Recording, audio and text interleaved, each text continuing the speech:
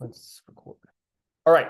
I'm excited to chat with you because I have a couple of new things that I'm thinking about for ways of defending intent. It's not really new in the sense they're still the two overall categories that we've talked about before. Can somebody name me, if you're trying to prove intent in this case, what are the two general categories of arguments that you're going to make to prove intent on respondent? Like the two pieces in the facts of the record that you'd point to? Sure, I got you. Chance So, statements. What did you say, Tayton? I said the pre-chance statements. That's one of them. And John? yeah, the conduct during the riot where he kept chanting. Yeah. So overheard words, continue chanting. Those are your two key things. And I wanted us to beef this up a little bit on petitioner so that we can feel pretty confident because petitioner is a little bit harder for judges to buy. So a couple of things that can help you on petitioner. Before we get to those two things, I hope that either in your quotes or in your rhetoric or in your backup, you have one or both of the following arguments to just kind of frame what intent has to be. First is that Counterman says that intent is a quote, what requirement? Starts with an S. There is a what requirement? Strong. Strong intent requirement. That's got to be in your case or in your backup to say every round. Because when you're a petitioner, you need to tell the judge, this is not just like a requirement, this is a strong intent requirement. Second of all, it should either be in your case or in your backup or just in your rhetoric that it has to be higher than recklessness. A lot of judges imply, like they just think that so long as he has consciously disregarded the risks, then that is enough for him to be constitutionally found liable. They haven't read the case law, but deep down in their skulls, they're like, yeah, I feel like if he knows that it's a risk and he consciously ignores that risk, then he's basically liable. And the court has explained in Counterman that that does not rise to the level of intent. So one or both of those should be at least in your case or in your backup to explain how high the threshold is for intent before you even get to the two intent arguments that the respondent could make. Threshold first. Okay, let's start with the first one that respondent could make, which is overheard words. So for the overheard words, the classic, I think the best response, because people cycle through a bunch of responses, including my least favorite, which is the word these grammatically requires that there be a previous sentence, which is the sentence is referencing back to. It is technically possible that these has a referent in the previous sentence, but there doesn't need to be, because I can say I want these shoes without having said anything in my whole life prior to that moment. And you know what I mean. So these does not grammatically require that there be a sentence that preceded it. It is true if your argument is just these could be referencing the previous sentence, that's fine. But please don't say that it's grammatically required unless you want anyone to be like, what? That's just not simply true. So it's okay to say possibly. Other thing, there's a bunch of mitigating arguments that you make here. The other one is feel can be meant in an emotional sense. And I do think that this one has been pretty much landing with judges because when we say, I feel like I feel you, we're not literally saying that we're feeling the other person. When I say like I feel bad for you, we're not saying we literally are feeling whatever bad for you means. Like we're just saying in an emotional sense. When I say I want them to feel the pain that they've inflicted on me, that doesn't always mean in a literal physical sense. And the judge might say, well, it possibly does, and you would agree it possibly does, but it's just not guaranteed. In fact, I think that's one of the more likely potentials is that he is saying we need a chant so that they can feel what their people have done to us. If we chant really loudly, they'll understand, no, these people are like really hurt by what has happened by the government overseas, and they can understand, they can feel what has happened to them. And then the third mitigating argument, I think, is just the straight up hyperbole argument. And I wouldn't reference Watts too heavily because Watts is clearly a different case, unless you're trying to bait the question of isn't Watts a different case and you just agree to it. But what I would probably say for hyperbole is everything in that sentence is hyperbolic because from death to the murderers to their genocidal murderers, everything is obviously hyperbolic in at least a little bit of sense. Like both we and the other side agree that it's hyperbolic in some sense. So the question is, how hyperbolic? But there's no definitive answer. Nobody knows how hyperbolic is it. Is it just a little bit hyperbolic? Like it doesn't mean literal death. It means go hurt them. Or is it extremely hyperbolic where it just means like, I am trying to amp you up before this fight, before this chant? we don't know where it falls on the hyperbolic spectrum, and we cannot therefore ascertain his intent from that. That goes along with context because I think context could help bail us out here. So I said that those are 3 factors. You can mention any or all of them. Probably all is a bit of a stretch, but you could mention any or all of them. This one almost certainly should be in your case or in your or plan to say for a judge who asks you a question. This 4th one, which is that if this language were supposed to be him telling his followers, go attack when I say blank, when I say from C to C Atlanta shall be free, you go attack. Why did no one reference those words when they told the police about why they attacked? Because they all were willing to snitch on Mr. Bellator. They were all willing to say, I attacked because of the words he said. I attacked because my passions and emotions were inflamed. I attacked because I thought it was a call to action. But none of them said, I attacked because right before the chant, he told me, go attack those people. We would imagine that if that was really what was meant by this overheard words, then at least somebody would have said, well, the reason I attacked, quite frankly, is because he literally told us before the chant, go attack.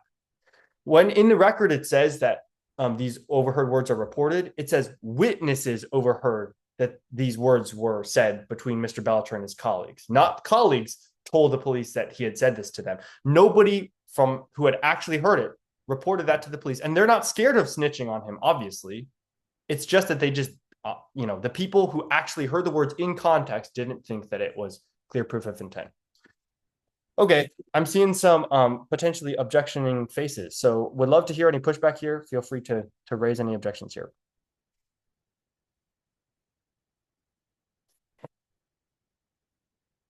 Oh, nobody.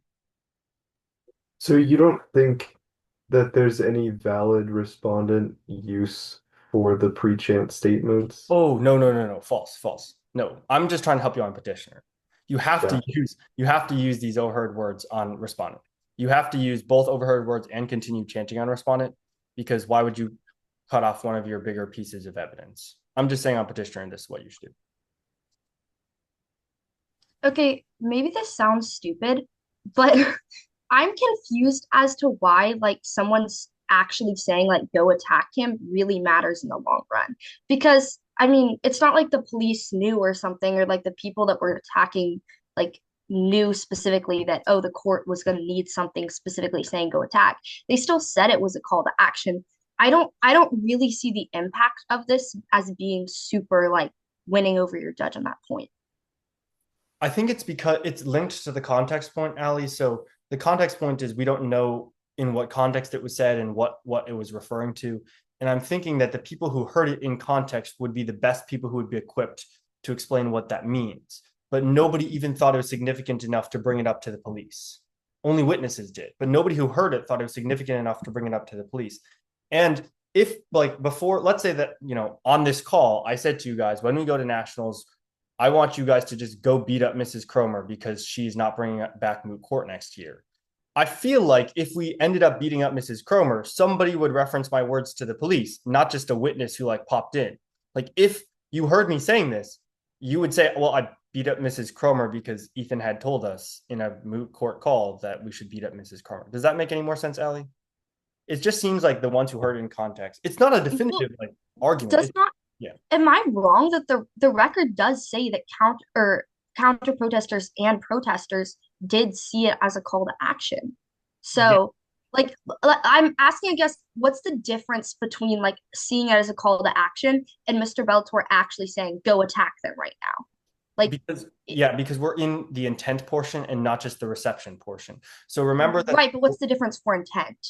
Is what I'm asking. Because in the point where it says some protesters understood it as a call to action, that means that that's their way of hearing the phrase. That doesn't mean that they knew that Mr. Bellator was calling them to action. They just interpreted it as a call to action. That's like how they interpreted it. And by the way, that phrase is really important for us to keep clear. It doesn't say some protesters reported that this was a call to action. The language is very clear. Some protesters understood it as a call to action. Now, if the pre-chant statements, Mr. Bellator had said, go attack the other side, nobody would have been like, I think I'm understanding this as a call to action. If he had said, go attack the other side, when I say from C to C, Atlanta shall be free, people would have told the police it was a call to action. He literally told us it was a call to action. but the words understood it. I don't think I'm splitting hairs here. Like, I think it just, when I read, they understood it as a call to action. It sounds like when I listen to a political speech and I'm like, I mean, I feel like I'm understanding this as go out and defund the police, or I think I'm understanding this as like XYZ believe this. That's what I'm taking understood it as, and that's why I think overheard words aren't falling as much. Yeah. Okay, Brady, Isaiah, Xavier. Oh, I can't hear you, bro. Can you hear me now? Yeah. Hello?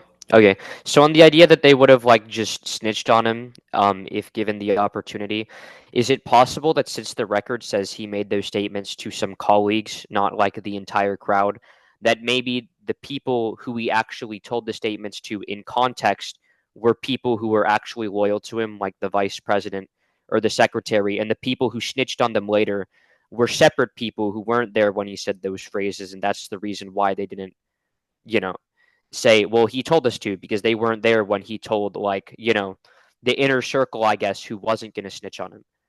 That's possible, yeah. If you on petitioner are conceding that he only said it to the inner circle, I guess that could still work because that would still prove his intent, even if he told a handful of people. So I think I would revert to it's just so ambiguous as to what that phrase meant. But yeah, that would be a good response, especially on this one. Another question about the understood as a call to action. Is that a direct quote from the protesters? Like the protesters specifically use the phrase understood, or is that just what the police is, reporting? I guess that's technically what the police reported. Okay. So, yeah. That's the best we got. Isaiah?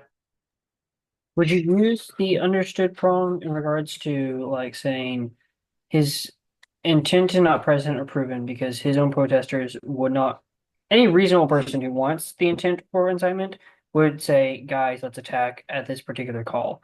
So them saying like, we're not really sure, but we could view this as a call to action indicates that he was very, very, at a minimum, quiet about his intent. Yes. I think that that's a fine mitigating argument.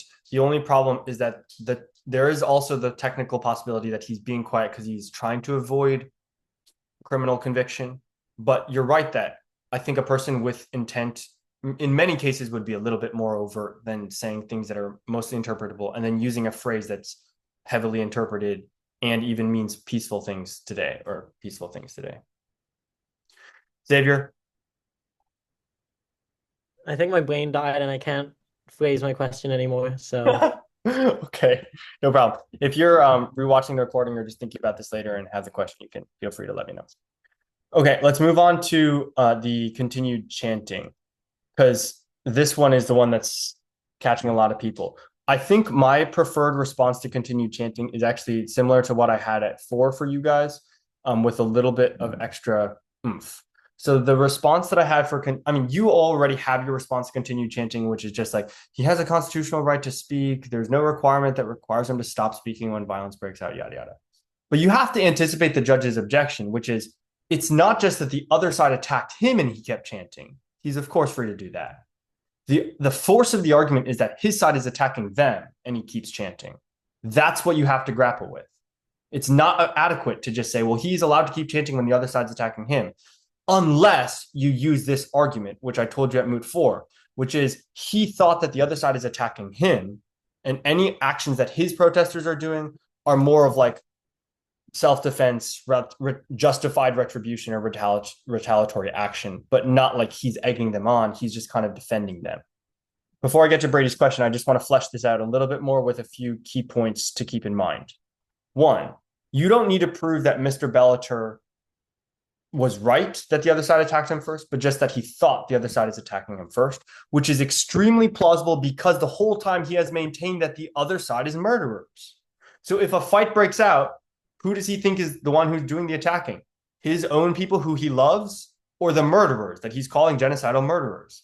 This is in terms of intent. This is not in terms of what's objectively true. We're saying, does his continued chanting show intent? Well, if he thought they were attacking him, then that doesn't show his intent, even if he's wrong. Related to this are 2 points from the facts of the record that I think could be helpful. One is, it notes that Mr. Bellator could be potentially right if he thinks that the other people are attacking him first, because it states in page 6, paragraph 3, that several protesters pointed specifically to the chant started by Mr. Bellator as enraging them and driving them to begin physically and violently attacking the protesters. This is the first thing that it says after numerous witnesses identified the chant, is that the protesters said that when they heard the chant, that enraged them and made them attack. You would have thought that if when he chanted, his side just like started beating up the other side, they would say, well, I didn't attack because he made me mad. I attacked because his people were attacking me and I was mad. But they pointed to the chant as what made them throw bricks. So it actually kind of shows that either simultaneous or they attacked first. They said the chant is why I started attacking. Second point from the record that might be interesting to point out is it notes on page 4, paragraph 3, that 53 Atlanteans are arrested and 30 counter-protesters, Olympians, are arrested. But think about the percentages here. 53 Atlantean sympathizers out of over 300, so we could say 310 maybe Atlanteans, means that we're thinking 17% of the protesters were arrested who are on his side. Versus 30 out of 70 to 80, so we'll say 75, is exactly 40%. 40% of the other side gets arrested for felony battery and felony assault versus 17% of his side.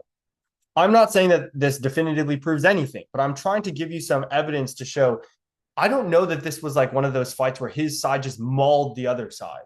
Lest the judge say to you, but his side was just mercilessly just murdering the other people. It was like 40% of the other people committed felony battery and felony assault versus only 17% of his people. That seems to be at least evidence that there's a lot of tumult where he would think that those people are the ones attacking him. Okay, thanks for your patience, Brady. Go ahead. So one thing I'm wondering, even let's say hypothetically in this situation, you're right. Let's say, the counter protesters attacked first. Even if that happens, if Mr. Bellator's followers like greatly outnumber the other side, like over 300 to, about 75, and he, even if like, let's say the counter protesters threw the first stone, if he sees his people who like greatly outnumber the other side, just like, beating on them, if he doesn't want violence to occur, is he going to keep chanting, or is he going to, maybe say, hey guys, you should probably stop that? He would probably say, I mean, if he's an upstanding moral citizen, and you can kind of say this to the judge, like, I'm not disputing the possibility that if he were, the most holy, righteous man that ever lived, if it were Job himself, that he would probably pick up the microphone and be like, guys, we should be peaceful. Like MLK would probably do the same thing, but he's not required to be the most peaceful person possible. And what I'm not even gonna and so if he doesn't do the most peaceful thing possible, I don't think that necessarily shows his intent, because if he thinks that the other people are attacking him and now it's chaos and confusion, he doesn't know who's doing what. So at that point, is he required to like tell them to stop? Also, he could tell both sides to stop, but like he doesn't really have control over the other side anyway. So what is he going to do? Tell his own people to stop and just continue to get mauled by bricks? Like, hey guys, put down your bricks, let them throw the bricks at you. Again, if he's MLK, yeah, but unless he has superhuman self-control and restraint, that's just not going to happen. And the court shouldn't require you to have that in order for them to find you to be protected. That's what I'd say. Okay, Isaiah. Do you like using term yellow when he continues to chant the court doesn't find him to have intent? Or I guess continues to admonish the crowd outside? Do you think you should use that as support precedence? You can start with term yellow and Bible believers. The problem is, Bible believers, his side never attacks theirs. And in term yellow, it's not clear that his side is attacking theirs. Plus, term yellow is decided on jury instructions.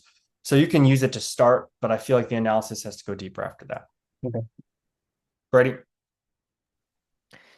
Completely unrelated question to the last one. I'm just wondering, how would the pre-chant statements like possibly have an effect on this argument?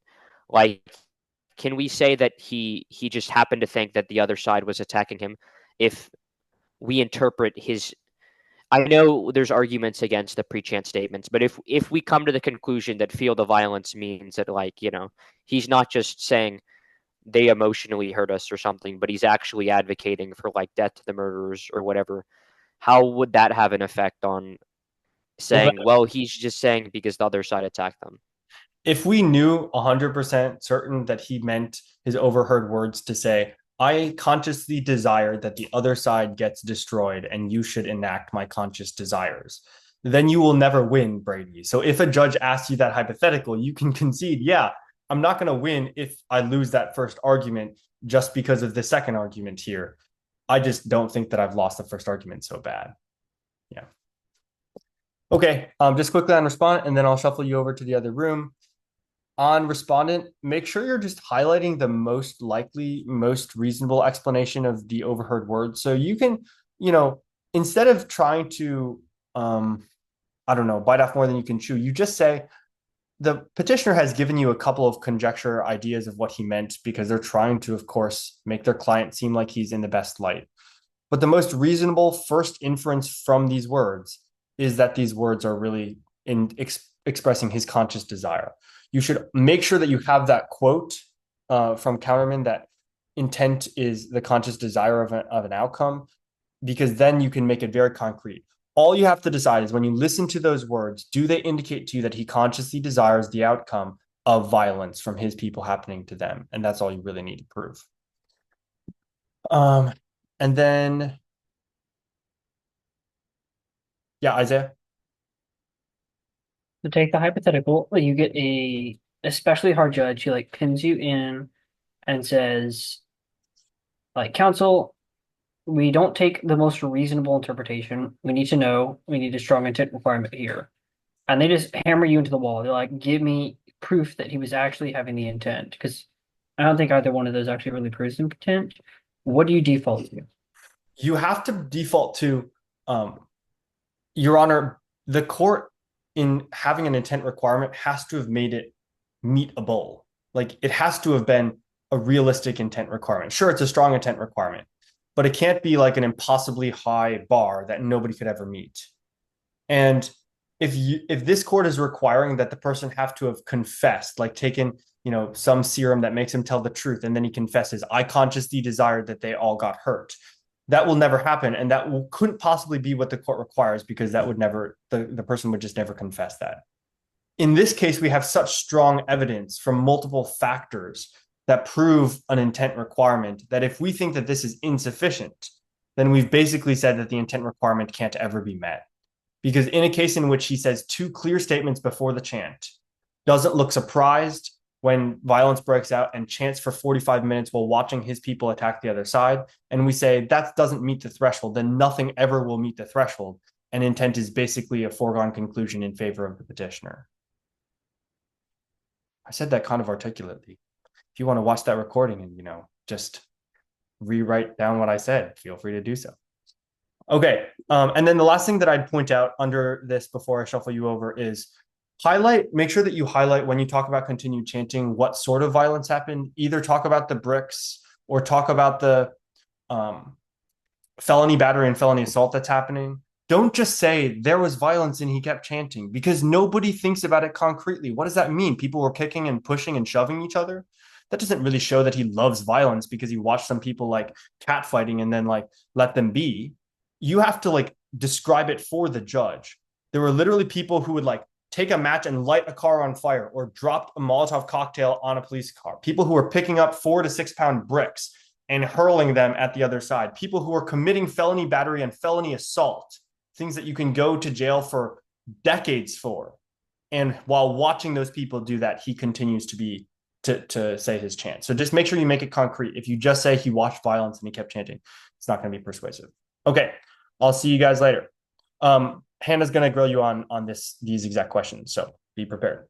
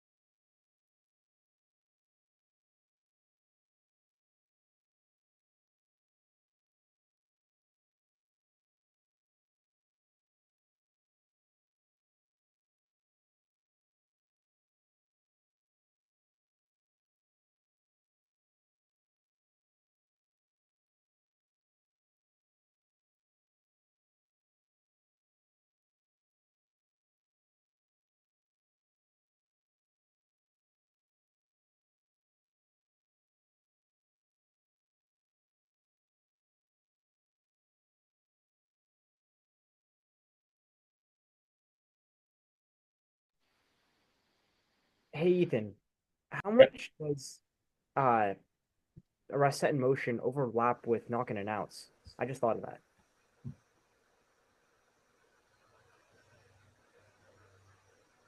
Not going to announce can be overridden with an exigency. But Arrest here's the that thing. motion can't. But the only time police announced themselves in King was when they were banging on the door and saying it's police, which was when they were satisfying the knock and announce requirement. True. Zan, have you read like the section before King that explains the result of the case? Which part? Like the facts of the case? Like, yeah. Yeah. Okay. I just read it just now. Wait, I don't understand your question, Xander. How does that help resolve the issues in King? Or highlight So issues in this question? it seems like in that case, knock and announce and arrest set in motion were basically the same thing, no? Yeah, they can be contemporaneous, but they can also not be contemporaneous. And in this case, it seems clearly like, I mean, when they see him, they're not. Oh, I see. Well, I mean, theoretically, they could have also set the arrest in motion when they got next to his room, but they didn't. So then we have to push back sooner, and we say, was it the chase right outside his dorm? Was it when they first saw him at 4:30 or 4:45, whatever? Yeah, 4:45. Wait, no, it's like 5:15. I've lost track of the timeline. It is 4:45. Yeah, that's right, 4:45. Okay. Any questions that arose during your being grilled by Hannah on respondent? Yeah. How do you interpret the should have known he was supposed to stop part of test or not? Ah.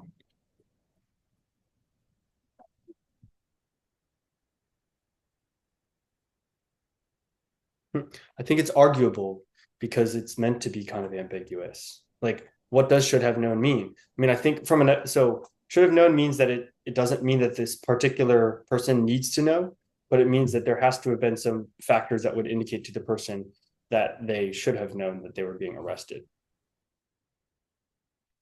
And I feel okay to segue into our kind of quasi lecture today. On Petitioner, I discovered this while I was chatting with Derek and Olivia on Friday. There could be an argument that he wouldn't have known that he was being arrested because in Hess, which you don't know about because you're reading Fourth Amendment stuff, you'll recall that you won't recall that the police officers had told the protesters multiple times to clear the street and they did not.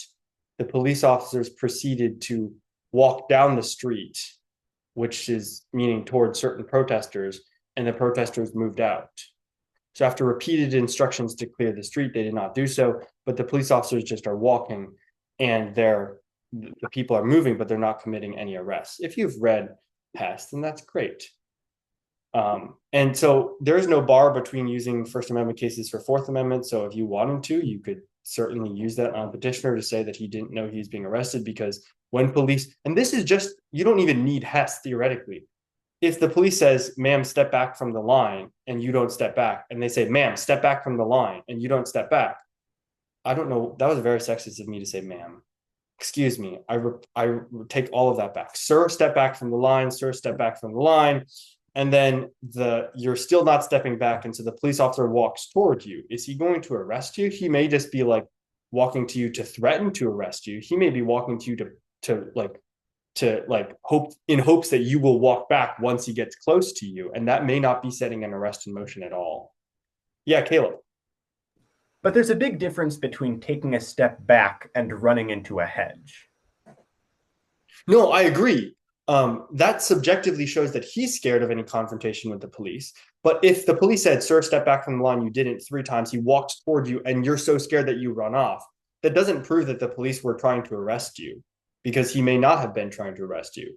Because the question of the should have known means it's not whether or not this particular person thought he was being arrested, but rather whether the objective factors indicate that it was pretty clear that he was being arrested. So, okay, maybe Xander can bring this up because this is something that Xander and I both mentioned to Hannah, but I'm not sure if that's the right, like, I'm not sure if should has the same grammatical position in the sentence as you're reading it to have. Xander, do you want to explain? To be fair, Caleb, you did do it better than I did, so I'll get a second shot, I guess. Basically, it's a list of requirements, or one alternate reading of Chesternut as cited in Lang is that it's a list of requirements as to what these cases should look like. In case it's like it goes something like in cases of arrest, police should have gone up to the door. The arrestee should have known that he wanted him to stop, or they wanted him to stop. Like, do you see how that's a different force than the arrestee like ought to know that the police wanted him to stop? Like, does that make sense? And as a list of requirements instead of a mental state of mind. Yeah, but I don't know what sort of standard that would be then. Would that, because I feel like even if it's a list of requirements, it's just requiring that the suspect knows. Oh, I see. So then it is like an objective, like he actually has to know. This particular person needs to know. I think the potential, and Caleb, I find this fascinating personally, but I also think it's so difficult for me, at least, to explain that I don't think any judge would probably take it very kindly. It's hard to tell though, because it's a very subtle difference if it is indeed present. Mm-hmm. Well, I don't think hardly any of you are still in the case writing process, except, and I know maybe a handful of you are running arrest set in motion on petitioner. I do think that I haven't recently thought about it until I was prepping for this session, but it is a possibly workable argument, especially among the other arguments that you could make, because the emphasis here is that the police can't do the minimal thing and then expect that that's enough to set an arrest in motion. Like in Santana, which hopefully you read for this week, the police officers drove their car up to within 15 feet of her, burst out of the car, badges up, and said, "Police, police." What do you think they were doing? Hoping that she would just like walk away from the scene? Like in that No, they were in plain clothes, as you pointed out, right? So it's not like this is actually quite analogous to the instant case, because what you're saying is, well, we're the police. We aren't just like a random like gang trying to kill you, right? Like we're the police. But in the instant case, of course, they're all uniformed. So like, if anything, I think this helps respond in saying that like it's analogous insofar as what the police actually demonstrated. They were running towards them and they were displaying that they were the police, right? Which happened in both cases. The difference is that if you're a drug dealer and you have drugs on you and a car pulls up within 15 feet of you and people burst out, whether uniformed or not, or whether they announce that they are police or not, like, you know, you're going to be arrested because it's pretty clear that there's no other, assuming that they had a police car and that they were uniformed and they came out of the car, what else are they going to do if they're like bursting out of their car other than to arrest you? Whereas in this case, there are clearly alternate explanations of what the police were trying to do when they advanced toward him, namely make him move, make him set down his megaphone, etc., which are not, "I'm trying to arrest you." Yeah, Xander? I think I'm missing something here, so help me out with this. I thought the question wasn't what exactly the police were going to do. The question was just whether he should have known the police wanted him to stop, which it seems pretty evident they did. Like, what am I missing? Stop chanting or stop running away? I assume in Chesternut it was running away. Running away, yeah. Because it is pretty clear here that they wanted him to stop chanting. Well, they don't have to do anything like they were pretty clearly trying to get to him. So I think he's obviously not doing what the police want, and I would know I'm not doing what the police want if I see them move towards me and then I move away in response. Kerzin, do you have a avoiding police question or an objection to Xander's? Just kind of adding on to what Xander said. I feel like it's reasonable to assume that, first of all, like Xander said, the police were moving towards him. So I think that could only indicate arrest, in my opinion. And also just the fact that he ran away afterwards, doesn't that also mean that he understood that it was an arrest situation? Or am I missing something? Technically, it is evidence, but not guaranteed, because he could be running away because he doesn't want any confrontation with the police. Like, even he doesn't want to be interviewed, or he doesn't want them to reprimand him because he just doesn't want to talk with them. And I don't think that that's like a really silly possible alternative. I think that's I mean, possible. Ethan, it is pretty silly, isn't it? Like, again, it's the burden of living idea, right? Like on petition run now, it's your burden to construct a completely alternative interpretation other than the actual reading of the. What I would, So if I'm going to do this on petitioner, what I this would, actually happened, and what I would do, but what you're saying is that, like, there are literally like officers who are arresting people around you, but I guess they could be too far away for you to see them. Like, you just have to sort of start inserting ambiguity after ambiguity to sort of force a remand, right? Because really, it seems like he noticed that people were around him being arrested, and they see him coming towards him, and he's like, "Oh shoot, I'm gonna get arrested now." Like, that's the facial reading of the facts, and like all you can do to address those facts is be like, "Well, they could be too far away for you to see them," right? the force of the argument should be if you're going to run this on petitioner, which obviously a lot of you are not running on this on petitioner. So I'll just say this last thing and then I'll pick a question and then we'll flip to the other side. If you are running this on petitioner, the force it should be that we want to ensure that police are required to do the things that they should be doing in order to make somebody known about that they're trying to arrest him. Namely, that the police can't just like hope that walking towards somebody is enough, but that they should do what's in their power to make sure that the suspect knows that he's being arrested.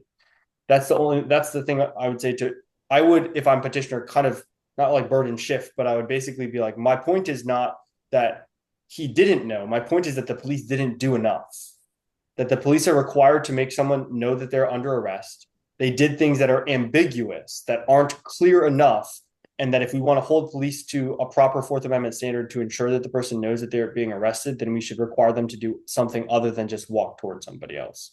But it's okay if you disagree because nobody is really running this on petition. A handful of people here are running it on petitioner, but you don't need to if you don't want to. Yeah. Xander and then Kieran.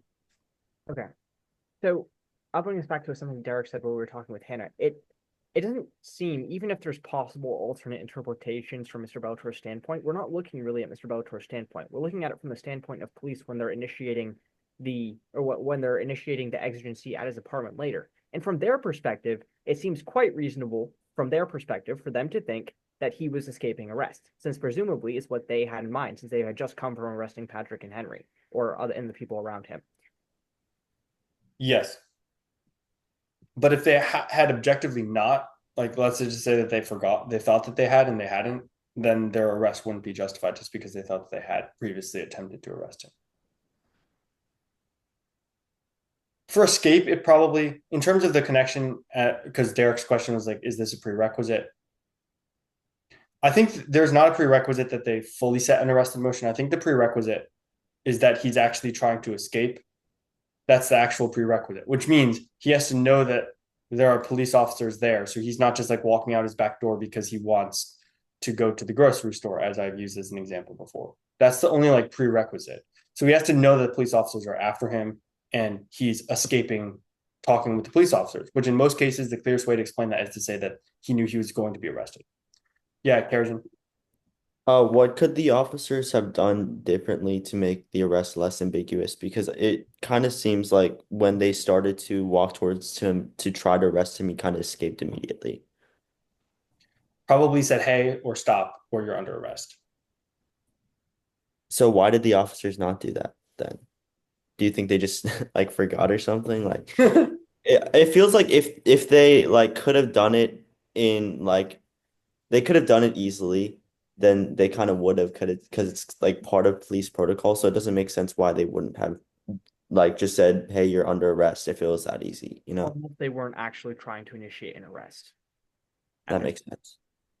But okay, Derek's argument is good. I think that you can kind of keep this in your back pocket. Karazin is like, that seems like a matter of prudence and not lawfulness, or a matter of police protocol and not a matter of the Fourth Amendment. Namely, like, there's no Fourth Amendment thing that requires you to be the smartest. The only question that we ask is the question of legality and constitutionality. And so even if they could have said, hey, and they didn't, I don't think we should constitutionally fault them, even though that might have been an unwise thing for them to do. Carlton? I was just gonna go back to what you said before, which is that the only prerequisite for risk of escape is that they wanted to generally escape officers or not avoid a confrontation. What would you say to something like Florida v. Royer after citing Chesternut? They say where a suspect chooses to end a voluntary conversation with law enforcement and go inside her home, that doesn't constitute flight. I agree with that, Carlton.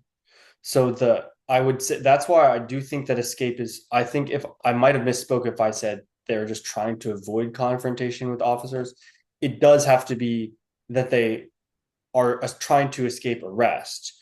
The reason there's some daylight between whether they're trying to escape arrest and whether an arrest was legally set, because now this is just the subjective motives. And clearly in Mr. Belcher's case, unless we're saying he's leaving the window because he just doesn't want to be interviewed, which is the very least like significantly less likely possibility, then the more likely possibility is he's escaping out the window because he's trying to avoid arrest. So I agree with you, Carlton. If he's just trying to avoid talking with law enforcement, that probably doesn't count. And that could help you, those who are running no arrest set in motion on petitioner. If they say, well, doesn't he clearly know he's being arrested at the house? And you could say, well, no, again, this is maybe not the most plausible argument, but you could say, no, he might just be not wanting to talk with law enforcement, which he has every right to do, because it says in the quote that Carlton said that a suspect may choose to end a voluntary conversation with law enforcement without the officers being then allowed to pursue them into their home further.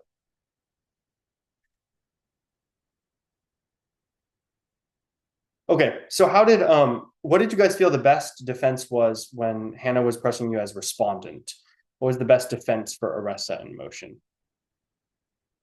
Or, that the prerequisite is satisfied that he actually is escaping? Is it just like a totality of the circumstances kind of thing? Well, okay, so if the judge asks, okay, go ahead, Xander. I think maybe this is just my preconceived bias because this is what I was planning on saying anyway. But it seemed like it was Mr. Bellator should have known that arrest was being set in motion because the police were arresting people around him, and then the police not only made eye contact with him and started advancing towards him, which means it's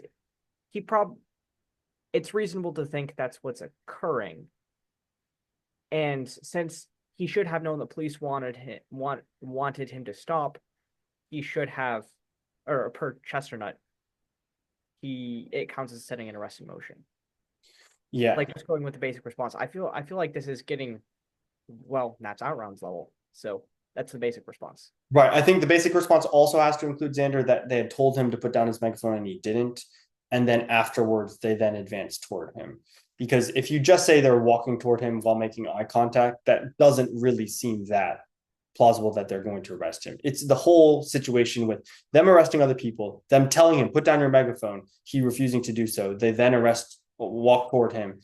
And then, yeah, he disobeyed multiple police orders. And then that's when he flees and also bursts through a wooded hedge, which shows that he's willing to, he really wants to get out of there ASAP. Yeah.